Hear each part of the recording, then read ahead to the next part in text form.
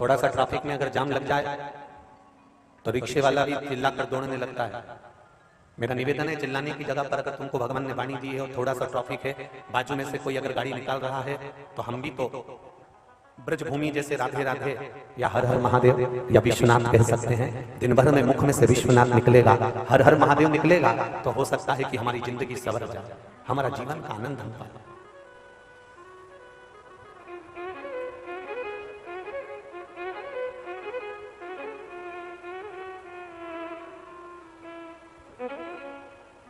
प्रतिदिन जो गंगा के घाट पर रहते हैं वो रोज गंगा नहीं नहा पाते।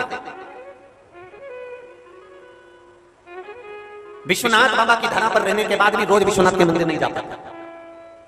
पूरी दुनिया, कर्नाटक, गुजरात, राजस्थान, मध्य प्रदेश, यहाँ वहां पूरा उत्तर प्रदेश, ना जाने कहां कहां से 1,000, 500, 200 किलोमीटर दूर से लोग विश्वनाथ बाबा का दर्शन करने आते हैं और हम 20 कदम चलकर भी विश्वनाथ के पास नहीं जा पाते हैं। जरा विचार करना अपने भाग्य को, जरा विचार करिएगा अपने विचार को, अपने भाग्य को कि हम विश्वनाथ बाबा की धरा पर रह रहे हैं, काशी जैसी पुण्य धरा पर रह रहे हैं, उसके बाद भी हम दिन भर दुकान पर बैठते हैं, दिन भर नौकरी में लगे रहते हैं, दिन भर व्यापार में लगे रहते हैं, दिन भर कार्य में लगे रहते हैं और हम विश्वनाथ बाबा का दर्शन तक करने नहीं जा पाते, हम बाबा से विनती करने नहीं जा पाते। सारी दुनिया के लोग इस विश्वनाथ बाबा की पावन धरा पर काशी में आते हैं और हम काशी में रहने के बाद भी कई लोग ऐसे हैं जो भगवान के मंदिर तक नहीं जा पाते। सावन में पूरी दूर दूर से लोग कांवड़ लेकर आते हैं और हम केवल उनका दर्शन कर लेते हैं, हम भगवान के मंदिर तक नहीं जा पाते। क्यों? किस लिए? कारण क्या है?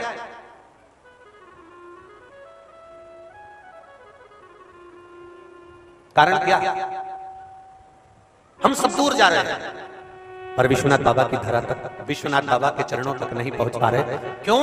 क्योंकि हो सकता है कि हम भले बाबा की नगरी में रह रहे हैं परंतु हो सकता है हमारे कुछ पाप कर्म बढ़ गए हों। तो बाबा ने कहा मैं तेरा मुख नहीं देखूं, तू मेरे सामने मत आ। सारी दुनिया के लोग आए और अपन ना पहुंच पाए तो अपने में दोष देखो, अपने भीतर दोष देखो कि हम भगवान की भजन क्यों नहीं कर पा रहे, हम भगवान का स्मरण क्यों नहीं कर पा रहे, हम भगवान का दर्शन क्यों नहीं कर पा रहे, हम विश्वनाथ बाबा की चौखट तक, उसके चरणों तक क्यों नहीं पहुंच पा रहे।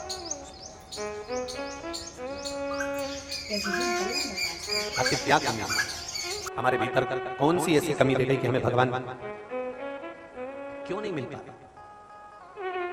तुम्हें नींद आ रही है बहुत तेज और बच्चे गदर कर रहे हैं, बच्चे चिल्ला चोट कर रहे हैं, बच्चे सोने नहीं देते, तो तुम क्या करोगे? बच्चों को डांटोगे कि नहीं डांटोगे? अरे बोलो तो जम के बोलो जरा, डांटोगे ना? तुम्हें नींद तेज आ रही है, बहुत तेज नींद आ रही है और बच्चे गदर कर रहे हैं, तो तुम बच्चों को डांट दोगे और बच्चों को डांट दिया और बच्चे चुप ही हो जाएंगे।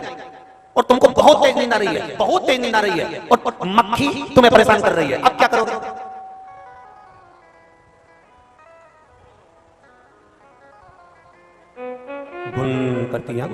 गुन करती है। जरा विचार करिए, बच्चे गदर करेंगे, तुम्हें नींद आ रही है, बच्चे गदर करेंगे तो तुम बच्चों को डांट सकते हो, पर मक्खी तुम्हें नींद आ रही है, बहुत तेज आ रही है और मक्खी तुम्हारे मुख पर बार बार आकर बैठ रही है, मक्खी बार बार तुम्हारे पास में आ रही है, तो तुम क्या मक्खी को डांटोगे? क्या करोगे? जम के बोलो जरा। मक्खी बार बार आ रही है तो तुम मक्खी को नहीं डांटोगे, जो चद्दर पड़ी हुई है, जो रजाई पड़ी हुई है, जो कम्बल पड़ा हुआ है, अपने मुख पर डालोगे और सो जाओगे। उसी तरह जब हम सत्संग करने बैठते हैं, भजन करने बैठते हैं, कई लोग कहते हैं हमारा मन थोड़ी देर लगता है फिर नहीं लगता, अर्थात बच्चों को तो तुमने डांट लिया पर मक्खी को नहीं डांट पा रहे हो। इसलिए निवेदन है, जब तुम्हारा मन ना लगे, जब तुम्हारा चित्त ना लगे, भगवान की भक्ति की ओर मन ना लगे, उस समय पर शिव महापुराण का कम्बल ओढ़ना और थोड़ी देर आराम करके देखना, आपको आनंद की अनुभूति हो जाएगी। जब भटको मार्ग से, कहीं इधर उधर विचलित हो रहे हो, कहीं मार्ग से भटक रहे हो, उस समय पर शिव तत्व को जानने के लिए शिव महापुराण की कथा को श्रवण करना ही पड़ेगा, भगवान शंकर की कथा को सुनना ही पड़ेगा, ये निश्चित था। सब मतलब के यार हमने देख लिया, झूठे नाते झूठे रिश्ते, झूठे नाते झूठे रिश्ते, अरे झूठा है संसार हमने देख लिया, सब मतलब के यार हमने देख लिया, देख लिया संसार हमने देख लिया। इस संसार सागर में किसको देखोगे, कैसे देखोगे?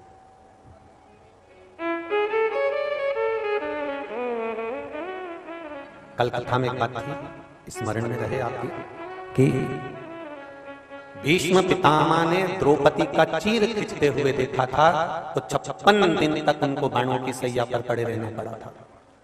दृष्टि सही होना चाहिए, दृष्टि सही।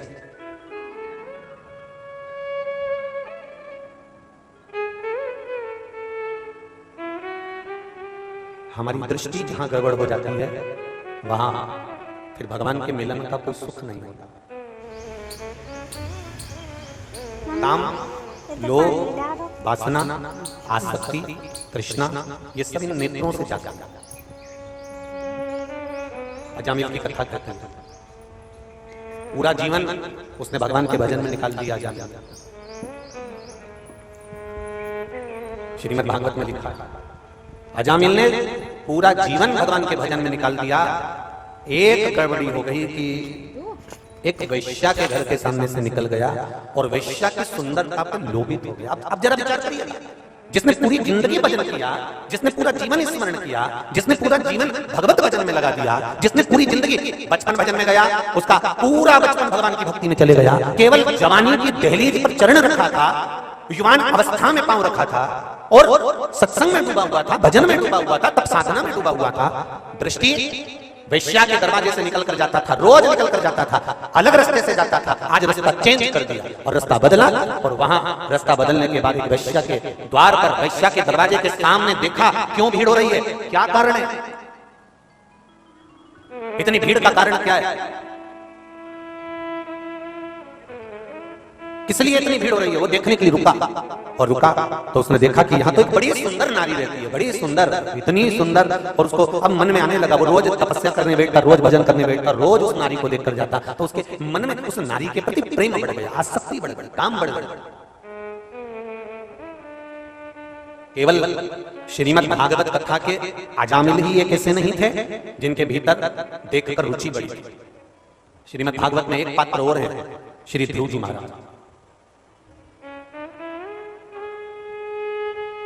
श्रीमद् भागवत कथा में एक पात्र और है, श्री ध्रुव जी महाराज। इनके पूर्व जन्म की अगर कथा निकाली जाए, इनके पूर्व जन्म को अगर देखा जाए कि ध्रुव जी पूर्व जन्म में कौन थे।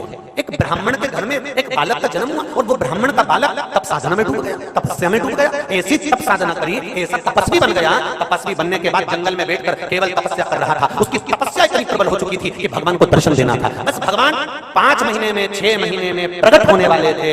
इतनी में तो क्या हुआ कि जिस वन में वो बैठकर तपस्या कर रहा था, उसी वन में नगर का राजा, राजा का पुत्र युवराज उस नगर में, उस जंगल में आया और जंगल में अपनी कुटिया बनाकर, एक झोपड़ा बनाकर उस जंगल में मृगा करने के लिए वहां रहने लगा। वहां उसके साथ में राजसी ठाठ था, पूरा आनंद था। और इतने में इसके नेत्र खुल गए। नेत्र खुलकर तपस्वी ने देखा कि कोई यहाँ रह रहा है, पता करा तो युवराज है। उसके पास में सारा ठाठ था, सारा वैभव था।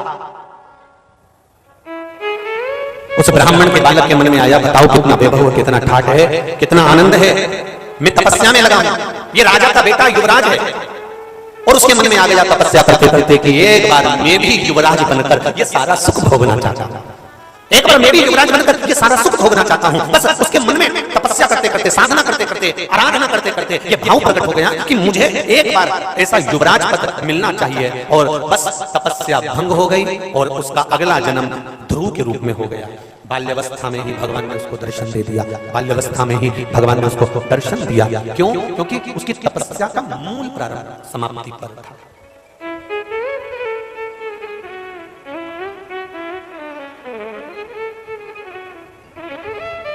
विचार करिएगा, स्मरण करिएगा। भक्ति का मूल, भक्ति का सुख।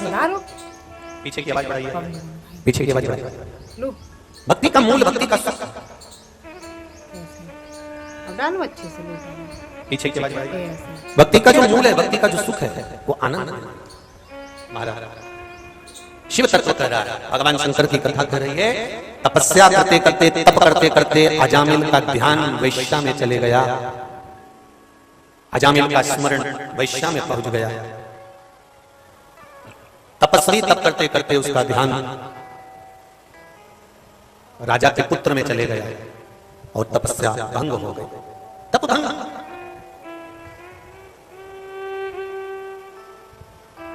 जरा विचार करिए, जरा सी भीड़ वैश्या के द्वार पर देखी और वैश्या के द्वार पर चले गया और वैश्या के द्वार पर जाकर उसकी चित्त, उसकी बुद्धि बदल गई। अभी तब साधना में लगा था, अब वैश्या में लग गया। आपसे भी निवेदन है, कहीं दूसरी जगह भीड़ हो रही हो तो भले मत जाना, और कहीं शिव महापुराण की अगर भीड़ पड़ रही हो तो 5 मिनट जरूर जाकर दर्शन कर लेना। अजामिल एक वेश्या के दरवाजे की भीड़ को देखकर रुक गया था, तो वेश्या में फंस गया था। आप शंकर भगवान की कथा की भीड़ देखकर उसकी चौखट पर 2 मिनट शिव महापुराण की पंडाल में पहुंच गए और रुक गए। जब अजामिल वेश्या में फंस सकता है तो यह मेरा विश्वास कहता है कि आप शिव में फंस सकते हो। निश्चित शंकर भगवान के चरणों में निश्चित है आपका चित्त, आपका मन, आपकी दृढ़ता, आपका विश्वास हो सकता है।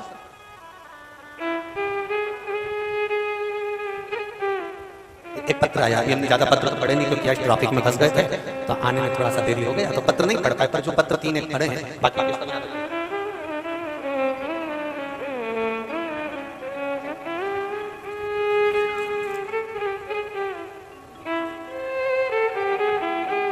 शंभो शरणे मांगो दुख काटो दया करी न दर्शन आपो। वर्णन है, मेरा नाम अनारा देवी, मैं वाराणसी की रहने वाली हूँ। कहीं बैठी हूँ तो दोनों हाथ अवश्य हिलाइएगा। अनारा देवी वाराणसी से है, कहीं बैठी हो तो हाथ हिलाइएगा दोनों।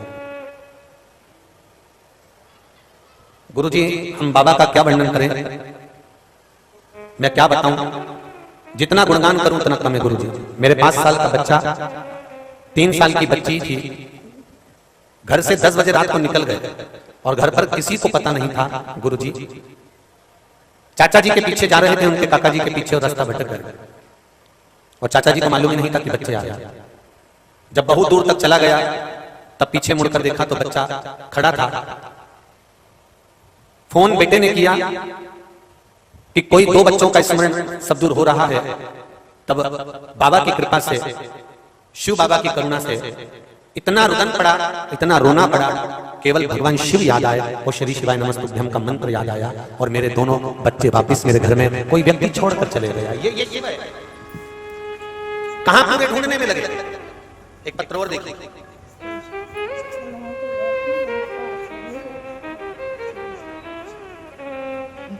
एलईडी चालू करिए, पीछे की एलईडियां चालू करिए, पीछे जितनी भी एलईडी लगी हैं कुछ बंद है, चालू करिए।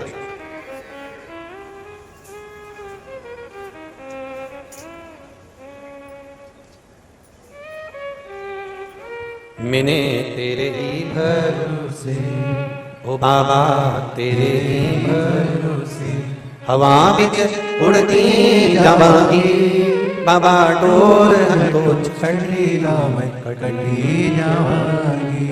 श्रीमती वीणा देवी बिहार गया, शेर घाटी से आई हैं, कहीं बैठी हो तो हाथ हिलाइएगा। श्रीमती वीणा देवी बिहार गया, शेर घाटी से आई हूँ। बाबा मेरे पास कोई शब्द नहीं, आपको धन्यवाद करने आई हूँ। मेरे भोले तेरा सहारा है, मेरी नैया का तू ही किनारा है। मैं और मेरे परिवार 2021 से रोज आस्था चैनल पर कथा सुन रहे हैं। मेरा बेटा 2014 से परीक्षा दे रहा था पर उसका प्रमोशन नहीं हो रहा था। फिर मैंने पशुपति व्रत करना शुरू किया। जैसे ही मेरा दूसरा व्रत पूर्ण हुआ, बाबा की ऐसी कृपा हुई कि दिन में मेरे बेटे का प्रमोशन का लेटर आ गया और मेरे बेटे का प्रमोशन हो गया। ये शिव है। ओ घड़ी शंकर शिव है। ओ घड़ी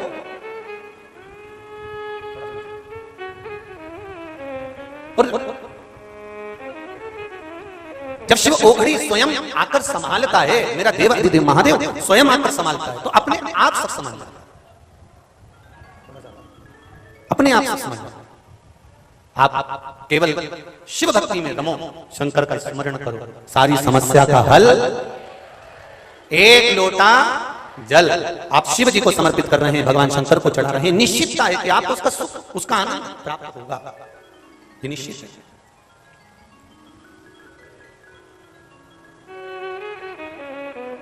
महाराज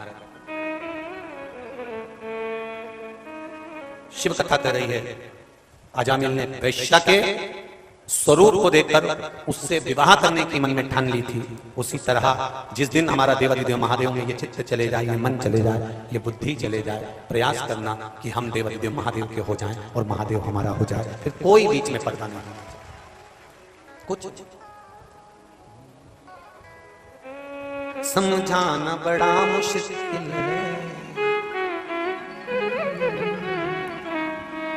समझाना बड़ा मुश्किल है, आखिर वो दर्द सच्चा दरबार लगाए, ये भोले की महफिल है, सच्चा दरबार लगाए, ये भोले की महफिल है। नैनों को काशी वाले का नैनों को काशी वाले का दीदार चाहिए, वो काशी रहने वाला भोलानाथ चाहिए, वो काशी रहने वाला भोलानाथ चाहिए, वो काशी रहने वाला भोलानाथ चाहिए, वो काशी रहने वाला भोलानाथ चाहिए। नैनों को डमरू वाले का नैनों को काशी वाले का नैनों को भोले बाबा का दीदार चाहिए, वो काशी रहने वाला भोलानाथ चाहिए, वो काशी रहने वाला भोलानाथ चाहिए, वो काशी रहने वाला भोलानाथ चाहिए, वो काशी रहने वाला भोलानाथ चाहिए। आओ से दोनों हाथ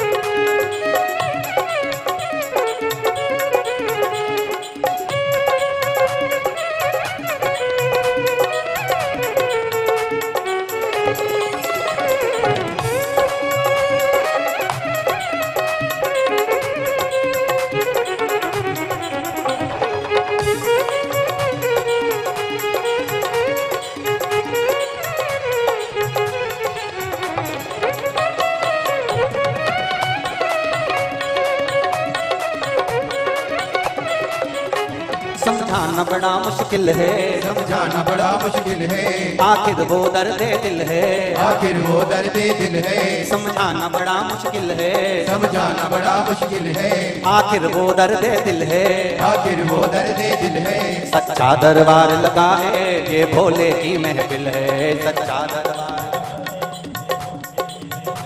सच्चा दरबार लगा है, ये भोले की महफिल है, सच्चा दरबार लगा है, सच्चा दरबार लगा है, ये भोले की महफिल है, सच्चा दरबार लगा है, ये भोले की महफिल है। नैनों को डमरू वाले का नैनों को काशी वाले का नैनों को भोले बाबा का दीदार चाहिए, वो काशी रहने वाला भोलानाथ चाहिए, वो काशी रहने वाला भोलानाथ चाहिए, वो काशी रहने वाला भोलानाथ चाहिए, वो काशी रहने वाला भोलानाथ चाहिए।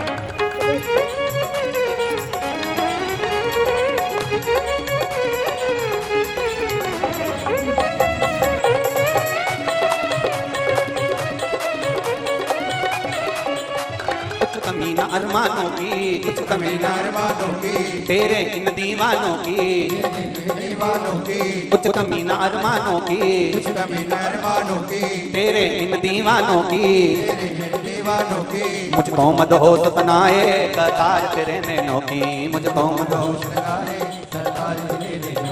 मुझको मदहोश बनाए कतार तेरे नैनों की।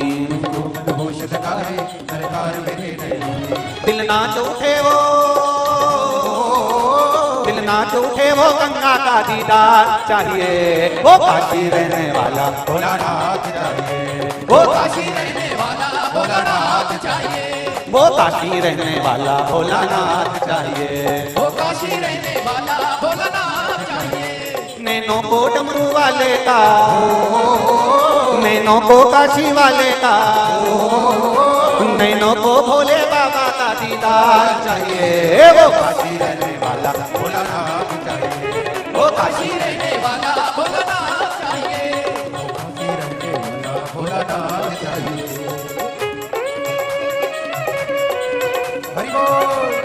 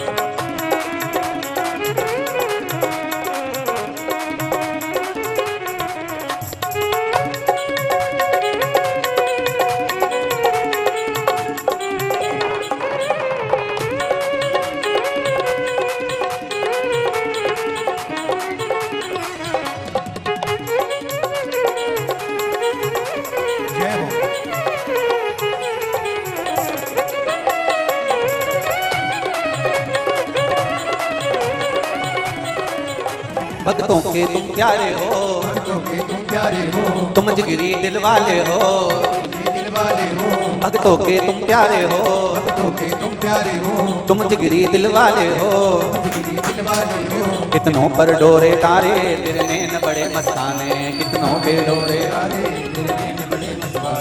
नैनों को काशी वाले का, नैनों को काशी वाले का, नैनों को डमरू वाले का दीदार चाहिए, वो काशी रहने वाला भोलानाथ चाहिए, वो काशी रहने वाला भोलानाथ चाहिए, वो काशी रहने वाला भोलानाथ चाहिए, वो काशी रहने वाला भोलानाथ चाहिए, वो काशी रहने वाला भोलानाथ चाहिए, वो काशी रहने वाला भोलानाथ चाहिए, काशी रहने वाला भोलानाथ चाहिए, वो काशी रहने वाला भोलानाथ चाहिए, वो काशी रहने वाला भोलानाथ चाहिए, वो काशी रहने वाला भोलानाथ चाहिए। हारे हारे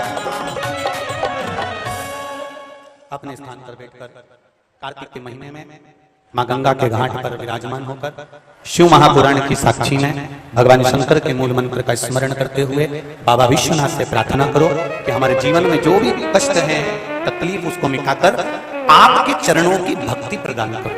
बाबा से निवेदन, प्रार्थना करिएगा, सब प्रेम से बोलिएगा, भाव से, स्नेह से बाबा से विनय करिएगा। श्री शिवाय नमस्तुभ्यं, श्री शिवाय नमस्तुभ्यं, श्री शिवाय नमस्तुभ्यं, श्री शिवाय नमस्तुभ्यं, श्री शिवाय नमस्तुभ्यं। भोला सर्व दुख काटो हमारा, ओ भोला सब दुख काटो हमारा। शिव शंकर जपूं तेरी माला भोले बाबा जपूं तेरी माला भोला सब दुख काटो मार ओ भोला सब दुख काटो मार वेश है मंगल मंगलकारी वेश है मंगलकारी शमशान वासी हमारा शमशान वासी हमारा ओ भोला सब दुख काटो मार ओ भोला सब दुख काटो मार। भगवान शिव से प्रार्थना ये जीवन के सारे दुख काटकर आपके चरणों की भक्ति प्रदान कर, आपके चरणों का स्मरण प्रदान कर। और आपके चरणों की जब तक भक्ति नहीं मिलेगी तब तक जीवन का कोई सुख प्राप्त होना कठिन है।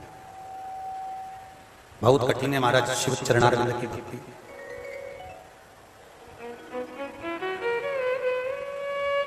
देखिए विदल और उत्पल ये दो असुर ऐसे हैं कि जिन्होंने माता पार्वती जी की सुंदरता देखकर उनकी ओर आसक्त हो, ये उनकी ओर आसक्त हो। विदल और उत्पल माता जगतजननी जगदम्बा का स्वरूप देखकर उनकी ओर आसक्त हो। एक बात का स्मरण अपनी जिंदगी में रहे,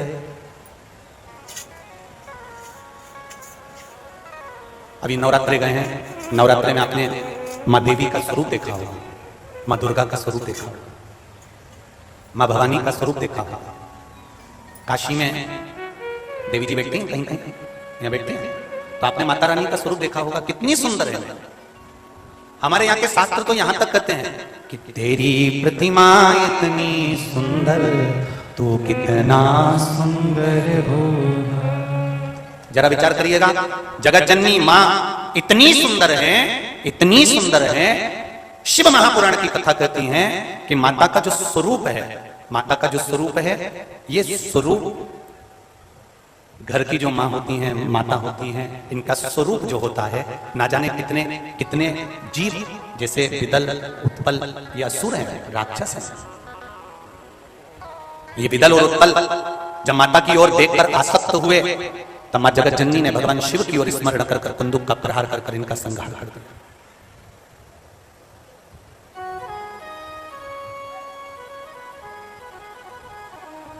एक बगीचे में लगा हुआ फूल, एक बगीचे में लगा हुआ, गार्डन में लगा हुआ पुष्प देखो, सुगंध लो, नैनों को सुख पहुंचा, पर उस पुष्प को तोड़कर कुचलना नहीं है, फेंकना नहीं। पुष्प की सुंदरता है कि वो भगवान की शरणागति में जाए, भगवान के चरणों में जाए। पुष्प की सुंदरता है कि वो भगवान की शरणागति में पहुंच जाए। उसी तरह भगवान अगर सुंदरता देता है तो इसलिए नहीं देता कि हमारे भीतर अभिमान प्रकट हो या अहंकार प्रकट हो। भगवान सुंदरता देता है तो इसलिए देता है कि आप लोगों को प्रेरणा दे सको कि हम भले सुंदर हैं पर हम शिव की आराधना में, राम की आराधना में, कृष्ण की आराधना में डूबे हुए हैं। क्योंकि इस काया से हमें कोई मतलब नहीं, हमें शिव से मतलब, हमें शंकर से मतलब, हमें राम और कृष्ण से मतलब।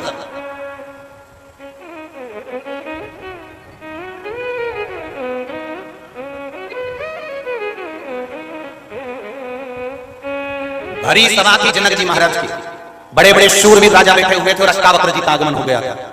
8 जगह से तेड़े थे अष्टावक्र जी, और अष्टावक्र जी का जब आगमन हुआ, 8 जगह से तेड़े अष्टावक्र जी जब वहां पर पहुंचे तो पूरी सभा उनको देखकर हंसने लगी, पर अष्टावक्र जी के नैनों में जल नहीं। अष्टावक्र जी ने एक ही बात कही राजा जनक जी से, जनक जी आपकी सभा में सारे वीर बैठे होना थे, मुझे क्या मालूम था कि ये काया के परखैया बैठे। अष्टावक्र जी ने कहा मुझे यह नहीं मालूम था कि ये काया को देखने वाले बैठे। फिर वही बात आ गई है जिस बात को हमने पहले भी कथा में कहा कि लोग पूछते हैं शंकर भगवान को रिझाने के लिए कौन से कलर के कपड़े पहनना चाहिए जिससे भगवान शंकर प्रसन्न हो जाए, भगवान को पाने के लिए कौन सा कपड़ा चेंज करना चाहिए, कौन सा कपड़ा बदल लेना चाहिए, कौन सा कपड़ा पहन लेना चाहिए जिससे भगवान प्रसन्न हो जाए। शिव महापुराण की कथा बार बार कहती है शिव को पाने के लिए कपड़े बदलने की जरूरत नहीं पड़ती, भगवान शंकर को पाने के लिए कलेजा बदल लो, बस भगवान तुम्हारे सामने आकर खड़ा हो जाए। हम कपड़े न बदले, हम कलेजा बदले, हम चित्त बदले, अपनी वृत्ति बदले। बड़े बड़े स्थान पर बैठ जाएंगे, बड़े बड़े पद पर बैठ जाएंगे और उसके बाद भी हम 24 घंटे किसी ना किसी की निंदा में लगे रहेंगे तो उसमें आपको परमात्मा की कभी प्राप्ति नहीं हो सकती। हाँ, उससे यह जरूर प्राप्त होगा कि हम किस कुल में जन्मे हैं। हम क्या लोगों की केवल अष्टावक्र जी ने जनक जी की सभा में जाकर कह दिया था कि यहाँ जितने बैठे हुए हैं एक वीर नजर नहीं आता मुझको, यहाँ केवल इस शरीर को, इस चमड़े को देखने वाले बैठे हुए हैं जो मुझे देखकर हंस दिए हैं। अगर वीर बैठे होते तो वीरता की बात करते, ज्ञानी बैठे होते तो ज्ञानी की बात करते, और ये तो चमड़े को देखने वाले बैठे हुए हैं, इसलिए इनके सामने मेरा आना जरूरी नहीं। जनक जी को कहा जनक जी आशीर्वाद देता हूं, और अष्टावक्र जी निकल कर चले गए। आप क्या देख रहे हो? एक संत को संसार में क्या देखना चाहिए, एक साधु को संसार में क्या देखना चाहिए, एक तपस्वी को संसार में क्या देखना चाहिए, एक अच्छे स्थान पर बैठने वाले को संसार में क्या देखना चाहिए, और एक घर में रहने वाले को संसार में क्या देखना चाहिए। कभी अच्छे से रामचरितमानस का स्मरण करिए, कभी अच्छे से श्रीमद् भागवत का, कूर्म पुराण का, नारद पुराण का, विष्णु पुराण का स्मरण करिएगा कि एक संत, साधु, सन्यासी, तपस्वी, साधक, उपासक क्या देखे। एक बड़ा सुंदर चरित्र आता है, एक संत रहते थे, उन संत के सामने थोड़े दिन बाद संत के सामने एक वैश्या ने अपना मकान बना लिया, वैश्या ने अपना घर बना लिया। संत ने जाकर उससे कहा तुम यहाँ घर नहीं बना सकती। वैश्या ने कहा क्यों, यहाँ किसी की जागीर है जो नहीं बना सकती, मेरा मन, मैं यहीं रहूंगी, तुम्हें जाना जहां चले जाओ। संत अपना जगह छोड़कर नहीं गया, वैश्या ने अपना मकान बना लिया। संत बस माला लेकर तप में डूबा रहता, भजन करता रहता, स्मरण में डूबा रहता। कितने लोग उस वेश्या के यहाँ आते, संत ने विचार करा जरा मैं भी तो अंदाजा लगाऊं कि कितने लोग आते हैं। उसने फूल रख लिया, फूल की एक पंखड़ी को तोड़ तोड़ के रखता जाता, एक आया, 2 आया, 3 आया, 4 आया, 5 आया, 6 आया, और संत ने फूल का ढेर लगा लिया, फूल का ढेर। आज वेश्या निकल कर जा रही थी, उस वेश्या ने पूछ लिया गुरुदेव जब मैं पहली बार यहाँ आई थी एक फूल नहीं था यहाँ पर, इतने फूलों का ढेर कैसे लग गया कि आप दब गए। संत कहते हैं वैश्या तेरे यहाँ पर कितने लोग आए, उतने लोगों की पंखड़ी का मैंने ढेर लगाया है, जरा विचार कर। वैश्या ने संत से कहा गुरुदेव आपने मेरे यहाँ आने वालों की गिनती लगाई, अगर वही गिनती आप नारायण को पाने के लिए लगा लेते तो परमात्मा मिल जाता। संत, साधु, सन्यासी, तपस्वी, साधक, उपासक, ऊंचे ऊंचे पद पर बैठने वालों को कौन क्या कर रहा है उससे मतलब नहीं होना चाहिए। हमें राम कैसे मिले, हमें कृष्ण कैसे मिले, हमें शिव कैसे मिले, हमें भगवान की भक्ति कैसे प्राप्त हो वो देखना चाहिए। रामचरितमानस कहती है घर में रहने वाले को क्या देखना चाहिए, घर में रहने वाले को अगर उसकी अर्धांगिनी उसके साथ में निवास कर रही है तो पर नारी अगर उसको दिखती है तो उसको माता के तुल्य देखना चाहिए। छोटी कन्या दिखे तो बेटी के तुल्य देखना चाहिए, बुजुर्ग माता दिखे तो दादी और नानी के तुल्य देखना चाहिए, भाई दिखे, कोई पुरुष दिखे तो उसको भाई के तुल्य देखना चाहिए, कोई छोटा बेटा दिखे पुत्र के समान देखना चाहिए। एक गृहस्थाश्रम में रहने वाला व्यक्ति अपनी बुद्धि को, अपने चित्त को संवारने की चेष्टा करे।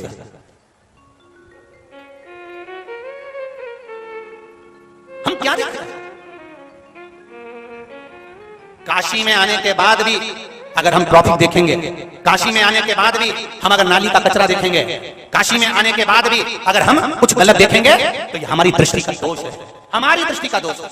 काशी में आने के बाद जब स्टेशन से नीचे उतरो, स्टेशन से पांव तुम्हारा काशी की धरा पर रखे, काशी के रेलवे स्टेशन पर तुम्हारा पांव बस भूमि पर रखा है, उस समय से तुम्हारी दृष्टि दुनिया के कोई चीज को देखने के लिए ना ललके। अगर होटल में भी हो तो ये अभिलाषा उत्पन्न होना चाहिए, सबसे पहले मैं विश्वनाथ के मंदिर जाऊंगा, नहाया कि नहीं नहाया मतलब नहीं, पर मुझे शिव देखना है, मुझे शंकर से मिलना है, ये ललकता तुम्हारे भीतर होना चाहिए। पर हमारी ललकता होती है काशी के स्टेशन से नीचे उतरते से पहले मुझे होटल जाना है। भगवान भी कहते हैं होटल में जाना था तो आया क्यों, पहले सबसे पहली ललकता जब किसी लड़की को लड़का देखने के लिए पहली बार जाता है, उसको ना चाय से मतलब होता है ना रसगुल्ले से मतलब होता है, उसको मतलब होता है कि जगदम्बा कब आएगी, उसको उससे मतलब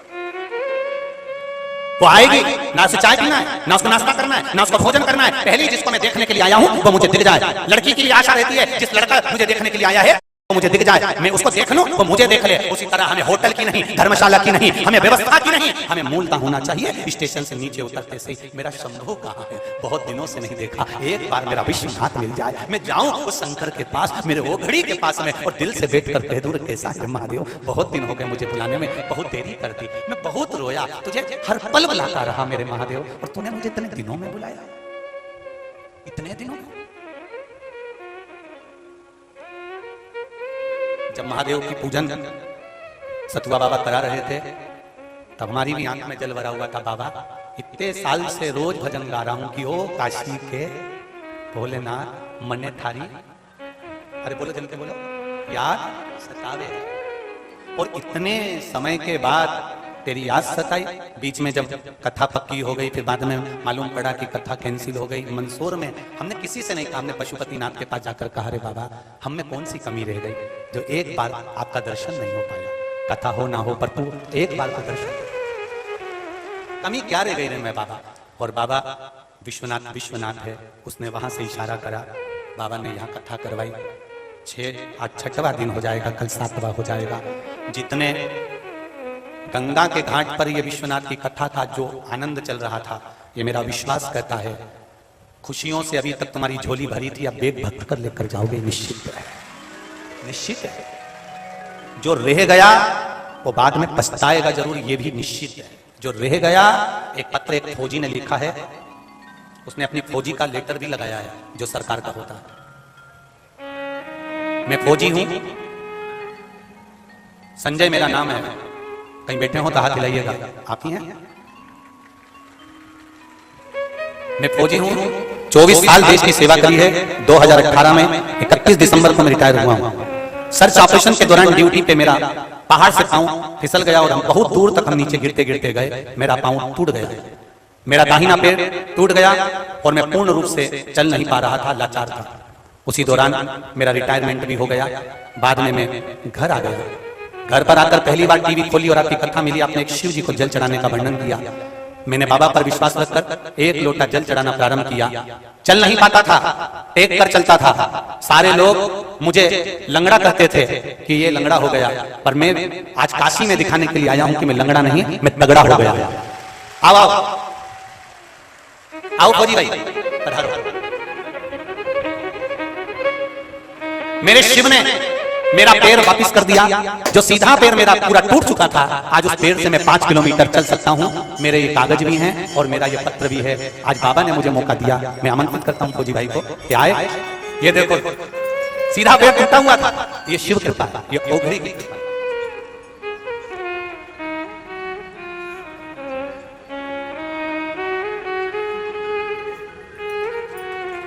शंभो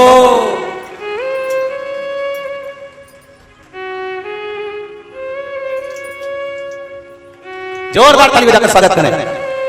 24 साल देश की सेवा कर 2018 में 31 दिसंबर को रिटायरमेंट हुए हैं और पांव में तकलीफ हो गई थी। उसके बाद भी बाबा ने पूरा पांव देखिए, पूरा पांव टूटा हुआ है, नीचे से पूरा हरा पड़ा हुआ है और हड्डियां भी।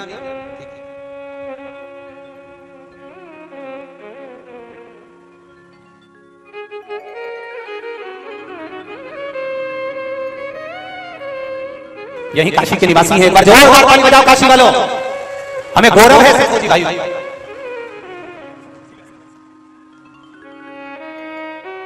उनको नमस्ते, जोरदार ताली बजाकर स्वागत करें। बहुत बहुत स्वागत।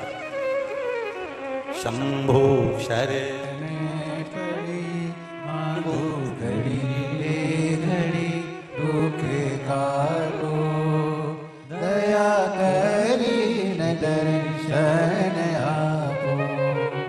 शंभो शरण पड़ी मांगो। फौजी भाई का कहना है पहली बार कथा मेरी धर्मपत्नी ने सुनवाई थी और इन्हीं ने मुझे कथा सुनने की प्रेरणा दी थी और आज मेरा पांव इन्हीं के बल पर बाबा की भक्ति से ठीक हुआ है। श्री शिवाय नमस्ते। मांगू घड़ी घड़ी दुख काटो दया करी न दर्शन आपो। शंभो शरण पड़ी मांगू घड़ी रे घड़ी दुख काटो दया करी न दर्शन आपो। शिव तत्व है ये। भगवान शंकर को पाना। एक बेटी बैठी हुई है यहाँ पे, जिसका फेफड़ा एक साइड का पूरा फेफड़ा खराब हो गया है और पूरा फेफड़ा खराब होने के बाद में डॉक्टर ने कह दिया था कि यह अच्छी जिंदगी नहीं जी सकती। शिवजी पर 1 लोटा जल आप ही हैं, आपने भेजा, जो दोनों हाथ हिला दीजिएगा। श्री शिवाय नमस्ते। एक साइड का फेफड़ा पूरा खराब है, डॉक्टरों ने कह दिया था ये कुछ नहीं कर सकती, 2 कदम नहीं चल सकती, पर बाबा की कृपा से 1 लोटा जल और बेलपत्र का फर्क इतना है कि मेरी बेटी आज पूरी तरह से ठीक है। और बाबा की कृपा से उसको, पशुपतिनाथ व्रत की कृपा से उसका मुंबई में, पवई में एक अच्छी कंपनी में जॉब भी लग गया है। मैं बाबा को धोख लगाने के लिए श्री शिवाय नमस्ते। बेटी हर हर शिव तत्व है, उदारता मेरी शिव, भगवान शिव ओघड़दानी त्रिकालदर्शी कैलाशी अविनाशी जब कृपा करते हैं, एक संत, एक साधु, एक सन्यासी, एक तपस्वी, एक साधक, एक उपासक, एक साधु, एक तपस्वी, एक साधक, एक उपासक, एक संत, एक महात्मा का जीवन क्या होना चाहिए, उसका लक्ष्य क्या होना चाहिए? निंदा नहीं, बुराई नहीं, चुगली नहीं, अपशब्द नहीं, उसके लिए एक ही होना चाहिए कि मुझे भगवान कैसे मिलेगा, मेरा शंभु, मेरा राम, मेरा कृष्ण कैसे मिलेगा। और एक गृहस्थी का जीवन में उसका लक्ष्य होना चाहिए किसी में गलत ना देखते हुए, अगर घर में, परिवार में या पास पड़ोस में भी कोई छोटी बेटियां हैं तो वो हमारी बेटियां हों, और कोई नारी भले सुंदर नजर आए और उसमें माता का स्वरूप, मेरी जगत जननी अम्बे का स्वरूप नजर आए, वो माता मात्र तो पहुंचते ना सिंधु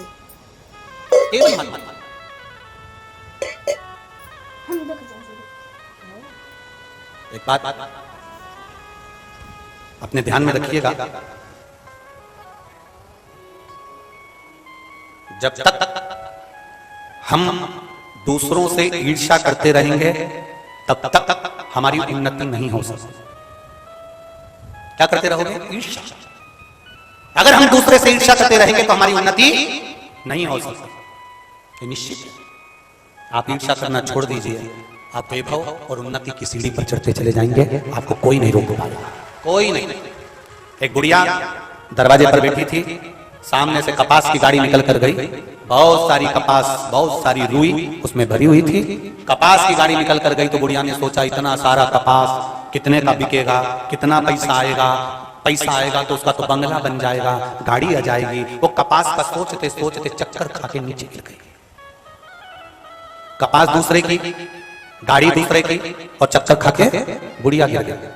बेटे उसको उठाकर अंदर ले गए, पानी का छींटा दिया, नहीं उठी, डॉक्टर को बुलाया, डॉक्टर ने उसका इलाज करना चालू करा, नहीं उठी। पूरे मोहल्ले में खबर हो गई, सामने वाली बूढ़ी मां नीचे गिर गई। सामने एक अम्मा रहती थी बूढ़ी, वो इसकी बेस्ट फ्रेंड थी, पूरी अच्छी फ्रेंड। उसको मालूम पड़ा कि मेरी सहेली चक्कर खा के नीचे गिर गई, वो तुरंत दौड़ गई और आते से पूछा क्या हुआ तुम्हारी मम्मी को, ये जीजी को क्या हो गया, कि बाहर बैठी थी, बस कपास की गाड़ी निकल के गई थी, उस गाड़ी को देखा और चक्कर खा के नीचे गिर गई। डॉक्टर भी कुछ जवाब नहीं दे रहा, हमने पानी दे दिया, सब कर दिया, पर उठ नहीं रही। कपास की गाड़ी गई थी, हाँ।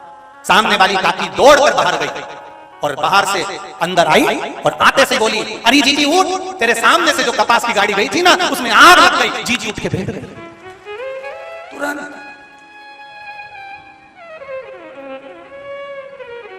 बच्चों ने पूछा काकी आपने हमारी मम्मी को कैसे अच्छा कर दिया? कुछ नहीं बेटा, कुछ नहीं करा, वो कपास की गाड़ी दूसरे की थी, कितने में बिकेगा, कितना पैसा इकट्ठा हो रहा होगा, कितना धन आ रहा होगा, और कब करेगा क्या, इतना रुपया सोच सोच के चक्कर खा के नीचे गिर गई। ये ईर्ष्या अंदर इतनी जलन की भर गई, इतनी जलन की भर गई कि जैसे खाने से एसिडिटी होती है वैसे ईर्ष्या से एसिडिटी हो गई और चक्कर खा के नीचे गिर गई। अब वो चक्कर जो खाई थी तो उसको बोलना तो पड़ेगा कि वो गाड़ी बर्बाद हो गई। कई लोग संसार में ऐसे हैं जो दूसरे का सुख नहीं देख सकते, वैभव नहीं देख सकते, वो बस आस लगाकर बैठे हैं, केवल आस लगाकर बैठे हैं। जैसे एक कौवा आस लगाकर बैठा होता है कि कब कुत्ता मरे और छींटड़ा नोचा जाए, ऐसे कई बैठे हैं तुम्हारे लिए आस लगाकर कि ये थोड़ा सा बड़ा अब कब गिरेगा, और हम तैयारी करके बैठे हैं कि हमको इसको कैसे नोचना, हमें कैसे इसको चीथ लेने का, इतना कैसे कमा रहे हैं, इतना कैसे आ रहा है, इतना वैभव कैसे बन रहा है, ऐसा कैसे बन गया, इतना धन कैसे आ गया, ये सब नोचना है, केवल नोचना है और कुछ नहीं। ईर्ष्या। शिव महापुराण की कथा कर रही, आग लगे बस्ती में, जम के बोलो जरा, अपन रहो मस्ती में। 3 सूत्रों का स्मरण करना सारी समस्या का हल, और दूसरा आग लगे बस्ती में अपन रहो, क्या किसको रोइए। जिंदगी के ये 3 सूत्र अपना के रख लो, 1 लोटा जल से समस्या मिटती रहेगी। और क्या किसको रोना, अलमस्त होकर जिंदगी जीना। कोई ज्यादा ज्यादा बोले, तुम ज्यादा ज्यादा खजूर वाली चोटी करके जूड़ा बांध के जा ले जा, क्या कर, और ज्यादा ज्यादा करे तो बनारस का पान में दबा के फिर खई के पान। बस ले अब बोले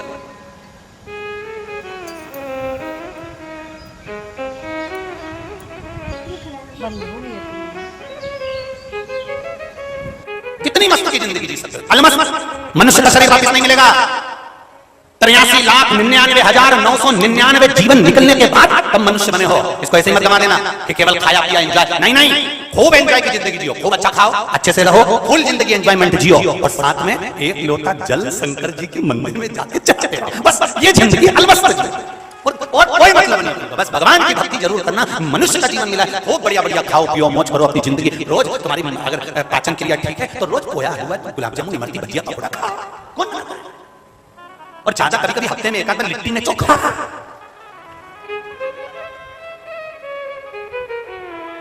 जो खाए लिट्टी चोखा वो कभी ना खाए धोखा।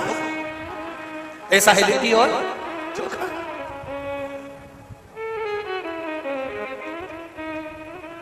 क्या सोचना? और जब मन हो जाए और लगे कि अब हमारे घर में कोई त्योहार आ रहा है तो ठेहुआ, क्या बोलते ठेहुआ, वो मीठा मीठा आटे में गुड़ घोल के ठेहुआ। हाँ जो भी हो, तुम काशी वाले समझ गए ना, बहुत हो। सहजता नहीं, अपने जीवन को मस्त जियो ना। हमें ईर्ष्या देखना है ना, हमें निंदा करना है ना, हमें बुराई करना है। और जो करे करे अपनी मस्ती में, अपने आनंद में। श्री शिवाय नमस्तुभ्यं, श्री शिवाय नमस्तुभ्यं। भगवान की भक्ति को धारण करो। विरल उत्पल माता पार्वती के सुंदर स्वरूप को देखकर आसक्त हुए पार्वती जी ने कुंदुक उठाकर प्रहार करा, और कुंदुक उठाकर जब प्रहार करा तो वो विरल उत्पल का अंत तो हो गया, पर कुंदुक मेरे बाबा देवादिदेव महादेव के चरणों में जाकर गिर गया। शिव जी का नाम कुंदकेश्वर। क्या नाम पड़ा? कुंदकेश्वर। पहले भी कथा में कहा, आज फिर कह रहे हैं, जब बहुत भारी रोग शरीर में हो जाए, डॉक्टर दवाई दे, वो दवाई अगर नहीं लग रही हो तो डॉक्टर की ही दवाई खाओ और कुंदकेश्वर महादेव का नाम लेकर खाना चालू करो, दवाई असर करना प्रारंभ कर देगी। ऐसा नहीं है दुनिया में केवल एक डॉक्टर ही ऐसा होता है जो भगवान का स्वरूप होता है, जिस पर हम विश्वास कर कर उसके पास जाते हैं और अपने दिल की बात कहकर उससे औषधि लेकर आते हैं। इस व्यासपीठ से कभी नहीं कहा ऐसा कि आप डॉक्टर के पास मत जाओ। ये व्यासपीठ हमेशा कहती है कि डॉक्टर के पास जाओ, जांच कराओ, दवाई लाओ, और उस दवाई को, उस औषधि को कुंदकेश्वर महादेव का स्मरण कर कर खाओ, जिससे एक बार खा ली जाए तो दूसरी बार जरूरत नहीं पड़े और शरीर ठीक हो जाए। शरीर दवा के साथ में दुआ की भी जरूरत पड़ती है, इसलिए एक लोटा जल शिव जी को रोज चढ़ाओ, थोड़ा सा आचमन करने के लिए लेकर आओ, बेलपत्री चढ़ाओ। कभी कभी अगर हमारे शरीर में ज्यादा कष्ट हो रहा है, ज्यादा बीमारी आ रही है, ज्यादा तकलीफ आ रही है, तो बेलपत्री की जो बीच वाली पत्ती है, बीच वाला जो पत्ता है, अशोक सुंदरी वाली जगह पर उसको, जैसे जल इधर बहता है तो अशोक सुंदरी वाली जगह पर बेलपत्री का पत्ता इस तरह से रखकर कलश में जो जल है वो जल उस बीच वाले पत्ते पर, अशोक सुंदरी वाली जगह पर अपने शरीर में अगर ज्यादा कष्ट है, घुटने में अगर डॉक्टर बोल रहा है कि घुटना बदलना पड़ेगा, या कोई गैप आ गया है हड्डी में तो शरीर में ये ऑपरेशन करना पड़ेगा, या गुरिया खस गया है तो उसके लिए डॉक्टर की दवाई तो जरूर खाओ। साथ में बीच वाली जो पत्ती है जो आपने अशोक सुंदरी वाली जगह पर रखी है, वहां 7 बार भगवान शंकर के नाम से, कुंदकेश्वर के नाम से जल चढ़ाओ। फिर थोड़ा सा जल बचा हुआ 3 बार शिवलिंग के ऊपर चढ़ाओ। उसी पानी में से थोड़ा सा आचमन जितना पानी कलश में लेकर आ जाओ या कटोरी में लेकर आ जाओ, उसको दिन भर में 3 बार पीना प्रारंभ करो कुंदकेश्वर महादेव के नाम से, और फिर 15 दिन बाद जांच कराओ। बाबा चाहेगा ऑपरेशन की जरूरत नहीं पड़ेगी। शिव तत्व को जाओ। कौन से महादेव? कुंदकेश्वर महादेव। ये शंकर भगवान का एक स्वरूप। जब माता पार्वती ने कुंदुक का प्रहार करा था और वो कुंदुक विदल उत्पल को मारने के बाद शिव जी के चरणों में जाकर गिरा था, तो वो कुंदकेश्वर महादेव। कुंदकेश्वर। कभी मौका मिले, आप एक दूसरे के संपर्क में जब आए, एक दूसरे से जब मिलना होता है, तो एक बार मुख से दिन भर में प्रयास करा करो, 1 बार 2 बार आपके मुख से श्री शिवाय नमस्तुभ्यम निकल जाए। इतना प्रयास जरूर करना। मंदिर विश्वनाथ के दर्शन कर रहे हो, बहुत सारे लोग दर्शन कर रहे हैं, एक बार जमकर चिल्लाकर बोली देना कि श्री शिवाय नमस्तुभ्यम। काल भैरव का दर्शन कर रहे हैं, देवी का दर्शन कर रहे हैं, किसी शंकर मंदिर का दर्शन कर रहे हैं, एक बार जम के आवाज लगाकर कहना। उसका कारण है अपने भीतर की जो काम, लोभ, आसक्ति, वासना, तृष्णा, कोई पाप कर्म हमारे जीवन में हमारे द्वारा कोई पाप। ऐसा नहीं कि संसार में कोई व्यक्ति ऐसा हो गया जिससे पाप नहीं होता। श्रीमद् भागवत कहती है 4 स्थान पर हर व्यक्ति से पाप होता है। पहला, झाड़ू लगाते समय छोटे छोटे जीव मर जाते हैं, पाप हो जाता है। अग्नि जलाते समय पतंगे जल जाते हैं, पाप माथे चढ़ जाता है। नहाते समय, कपड़ा धोते समय, स्नान करते समय, बर्तन मांजते समय छोटे छोटे जीव मर जाते हैं, अपने को नहीं दिखते, पाप माथे चढ़ जाता है। चौथा, घर से जाते समय अपने पांव के नीचे, चप्पल के नीचे छोटे छोटे जीव मर जाते हैं, पाप माथे चढ़ जाता है। 4 स्थान पर हर व्यक्ति से पाप होता है, चाहे कोई भी। ये पाप की गठरिया उसके मस्तक पर बंधी रहती है। पाप कहां जाकर कम होता है? जब हम किसी देवालय में, कथा में, मंदिर में पहुंचते हैं और हमारी नाभि से जब आवाज निकलती है। तुमने कई बार देखा होगा, विश्वनाथ जी के दर्शन करने जाते होगे या भगवान के मंदिर दर्शन करने जाते होगे, तो कई बार आप लोगों ने देखा होगा कि कई साधु, सन्यासी या कोई संत इतनी जम के चिल्लाता है कि अपने को डर लग जाता है। आते से चिल्लाएगा, एकदम मन में भय लगेगा, कौन चिल्लाया? कारण क्या? वो चिल्लाया नाभि से। क्यों चिल्लाया? 4 स्थान पर पाप होता है, वो पाप कहीं नहीं कटता। मरने से पहले उस पाप को अगर काटना है तो या तो शिव महापुराण की कथा में जाकर या शंकर के मंदिर में जाकर जम के बाबा को पुकार लो, कट जाता।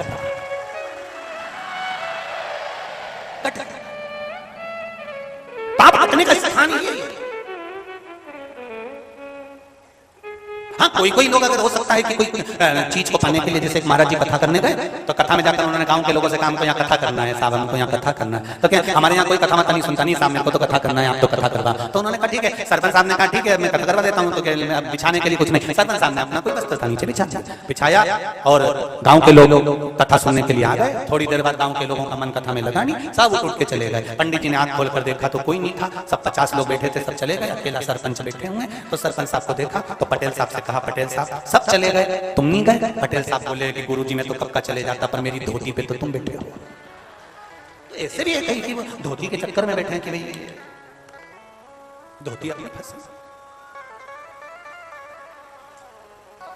शिव के द्वार पर जाना, शिव महापुराण में जाना, एक बार दिल से नाभि से कहना श्री शिवाय हर हर नमः शिवाय।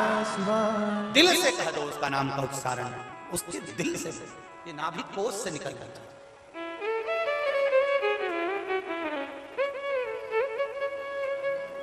नाभि कोश।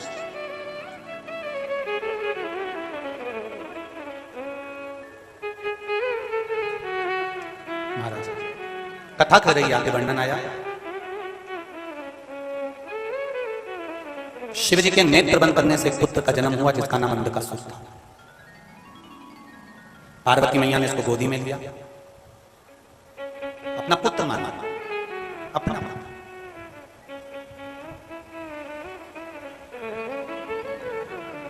शिव जी ने मना करा इसको समुद्र में फेंक दे। पार्वती मैया फेंकना नहीं चाहती क्योंकि मेरा पुत्र है, मेरा बेटा है।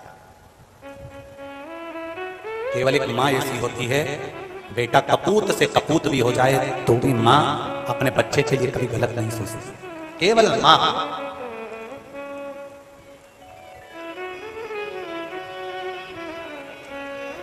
केवल एक मां, उसके सिवा कोई नहीं।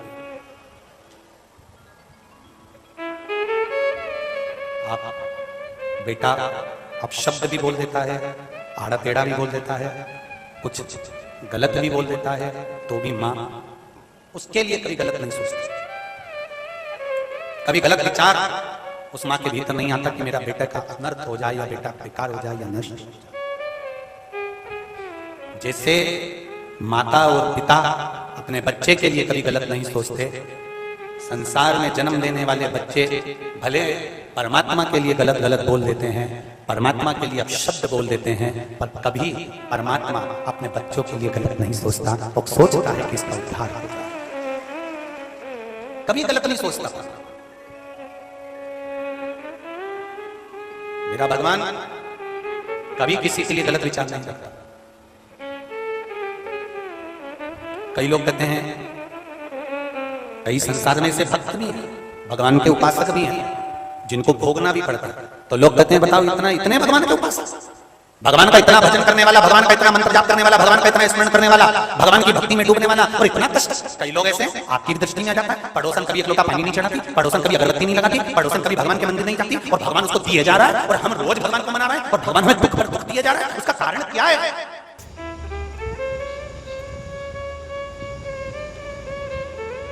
कारण क्या है? थोड़ा सा कष्ट आएगा, आप हारना मत लीजिए। ये कष्ट आया है, भगवान अपनी ओर तुम्हें बुलाना चाहता है।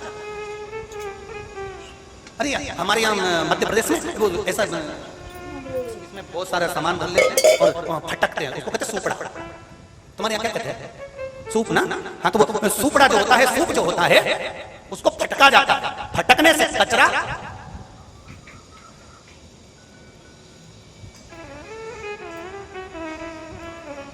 चलनी में और सूपड़े में, ये सूप में और चलनी में अंतर है। पहले के जमाने में केवल कचरा साफ करने के लिए सूपड़ा ही चलता था। बोलो सही है गलत है? ये चलनी नहीं चलती थी। पहले के जमाने में केवल सूपड़ा चलता था, सूप चलता था, जिससे कचरा फटक दिया जाता था, कचरा बाहर हो जाता था। आज के जमाने में वो चलनी चल गई, क्योंकि जल्दी काम चाहिए ना तुम लोगों को, थोड़ा तो जल्दी से निकाल कर। चलनी में और सूप में एक अंतर है। जो पुराने जमाने के लोग थे, उन्होंने चलनी का निर्माण नहीं करा, उन्होंने सूप का निर्माण करा। क्यों? क्योंकि बहुत चतुर थे। उनको मालूम है कि सूप जब कचरा फटकेगा तो सूप कचरे को फटक कर बाहर कर देगा, अच्छे अच्छे दाने को अपने पास रख लेगा। चलनी अच्छे अच्छे को नीचे पटक देगी, कचरा कचरा अपने पास रख लेगी। सूप में और चलनी में यही अंतर है। चलनी अच्छाई को छोड़ देती है और बुराई को रख लेती है। सूपड़ा बुराई को फेंक देता है और अच्छाई को अपने पास रख लेता है। वो अच्छा,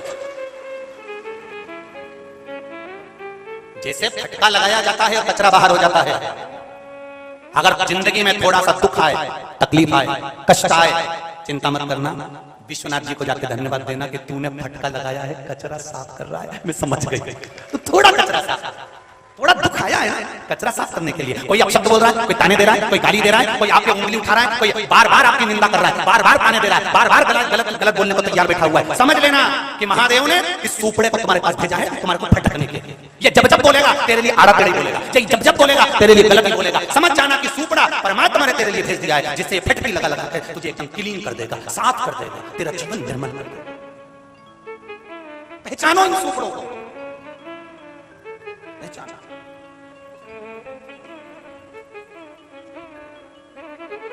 मेरे भोले तेरा सहारा है, मेरी नैया का तू किनारा है। इसके सिवा कोई साधन नहीं। हमारा परमात्मा हमारा हो जाए, उसका चरणारविंद का सुख हमको मिल जाए। एक लोटा जल जब हम शिव को चढ़ाने के लिए जाएं, घर से जल लेकर जाओ, घर से जल भर कर लेकर जाओ। और पास में अगर गंगा जल हो तो गंगा जल भर कर लेकर जाओ, मना नहीं। पर घर से आप इसलिए जल लेकर जाना क्योंकि घर में 3 दोष होते हैं। पहला पितृदोष, दूसरा कालसर्प दोष, तीसरा वास्तु दोष। प्रत्येक घर में होता है। चाहे तुम किसी वास्तु शास्त्री को बुला लेना, वो तुम्हारा घर देखकर बोलेगा यहाँ से बाथरूम तोड़ो, यहाँ बनाओ, यहाँ से सीढ़ी वहां बनाओ, कितना भी वीआईपी मकान बना लो, पर थोड़ी ना थोड़ी गड़बड़ी हो जाती है। वास्तु दोष, पितृदोष, कालसर्प दोष, ये 3 दोष प्रत्येक मनुष्य के घर में होते हैं। प्रत्येक मनुष्य के घर में,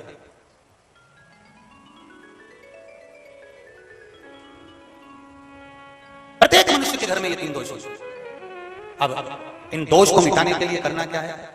इन दोष को मिटाने के लिए अपने घर से जल भर कर लेकर जाना है, क्योंकि घर में जो मटका होता है, हंडा होता है, वो पितरों का स्थान होता है। रसोई घर से जब जल लेकर जाते हैं तो वास्तु दोष समाप्त होता है। हंडे में से पानी भर कर लेकर जाते हैं तो पितृ दोष समाप्त होता है। और घर के दरवाजे से लेकर जाते हैं तो काल सर्प दोष समाप्त होता है। और शिव को चढ़ाने से हमें आनंद की अनुभूति। कई लोग हमसे कहते हैं एक लोटा जल चढ़ाने से सारे दुख मिट जाते हैं। इतने सारे ये पत्र ढेर लगे हैं क्या? इतने बस एक लोटा जल चढ़ाने से दुख क्यों मिटता है? क्योंकि 3 दोष तो केवल लोटा ले जाने से ही मिल जाता है।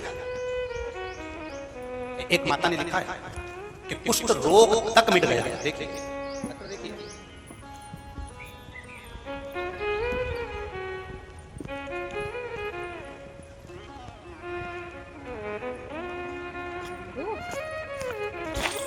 लाइन लिखी है,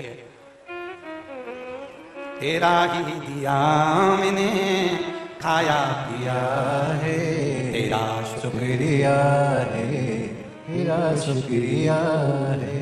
नाम हर्ष साहू, जेतपुरा बड़ी बाजार वाराणसी से हूँ। गुरुजी क्या वर्णन करूं, एक लोटे जल का उसमें पूछे कि बाबा ने हमें क्या नहीं दिया है। जब से एक लोटा जल चढ़ाना प्रारंभ किया है तब से मेरा सारा दुख कष्ट बाबा ने हर लिया है। अशोक सुंदरी पर लाल चंदन पीला चंदन लगाकर चढ़ाने से क्या फायदा होता है गुरुजी, कुष्ठ रोग तक बाबा मुक्त कर देते हैं। मेरा सारा रोग बाबा ने हर लिया गुरुदेव, जो दवाइयां असर नहीं कर पाई वो बाबा ने कर दिया गुरुजी। मेरा जीवन सवाल है। जिसने पत्र लिखा हुआ हाथ हिलाइएगा, आप ही ने लिखा श्री शिवाय नमस्तुभ्यम। बाबा ने मेरा रोग हर लिया गुरुदेव। जीवन था नारी का, कैसे मेरे बाबा ने मेरा साथ दिया है ये मैं क्या वर्णन करूं। उसमें लिखा है सारी दवाइयां फेल है और एक लोटा जल अग्रहण्य है, ये बेटी लिख रही। इतना बड़ा रोग मेरा बाबा ने मिटा दिया गुरुदेव केवल लाल चंदन का प्रयोग करने से। बैठो बैठो, श्री शिवाय नमस्ते। ये शंभु, ये शिव है, ये शंकर, ये औघड़ी। आप दिल से उसको रिझा लीजिए, दिल से, बस दिल से कहो कि मैं शिव का हूं और शिव मेरे हैं।